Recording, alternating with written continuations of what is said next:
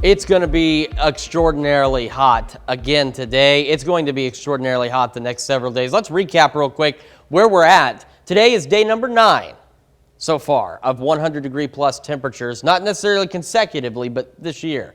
We may have a stray shower, possibly a rumble of thunder tomorrow. It's going to be very, very isolated if we see anything at all.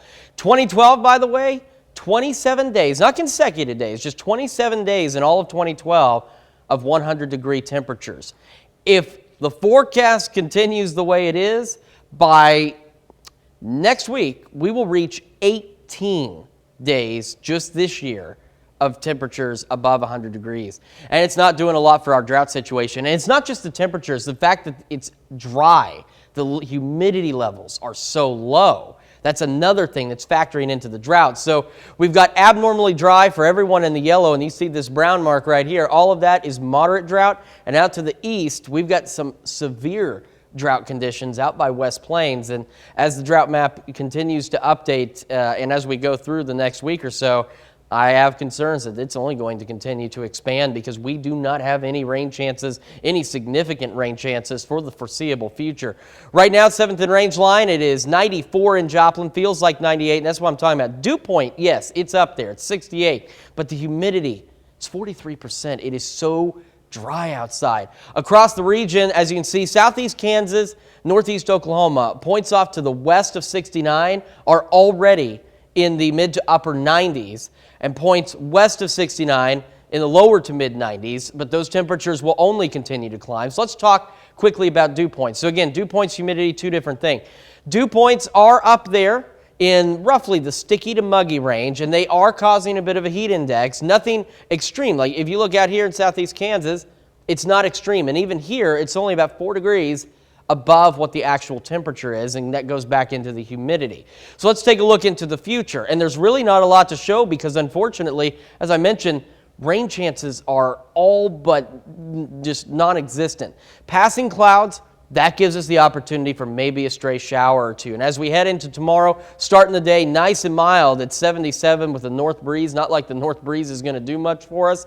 101 by noon, and by the time you are getting off work, 106 degrees tomorrow. Tanya and I were looking at records and stuff. We're going to have some days in the coming week or so where we might break some records that date back to, 2006 to 2012. Future track, again, on a wider view, just nothing. We were talking about this. Everybody in southeast Kansas, everybody in southwest Missouri in the orange. It's a heat advisory until 8 o'clock on Tuesday. And, of course, for the folks in northeast Oklahoma, we do a quick check on that excessive heat warning, which is what that is. And you can see that also runs until 8. These expire at 8 tonight, but I would not be surprised to see these continue to just kind of plague us as the week continues, and here's why. Look at this 7-day forecast. We've gone ahead and thrown up alert days for these days of the week because it is so hot. We have triple-digit temperatures across the board. Because of the dry heat, temperatures overnight initially not so bad, but they start to warm up as well as we head into next week. And it's just, my goodness, technology, not my friend. It's just one of those situations, though, where it's going to be unbearably hot. The dry heat only contributing to the drought conditions, only making things worse in general. The only thing that dry heat does is it keeps heat index values on these days from exceeding 110 to 115 degrees. That's about the only thing it does that's a positive for people. But other than that, these lower 100s, mid 100s, upper 100s, close to 110 by next week, not good for anybody.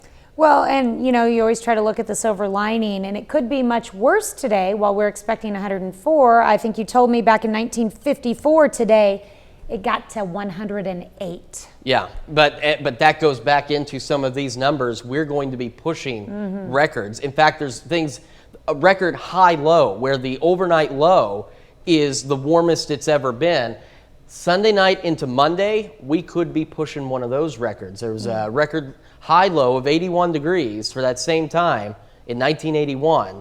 We may exceed that. The heat is going to be unrelenting, and this pattern is stuck for at least next week and a half, if not a pinch longer, before we see any kind of a break. I was kind of thinking we needed those lows to become our highs. That would be nice if we could get those up there, but we are just not there yet.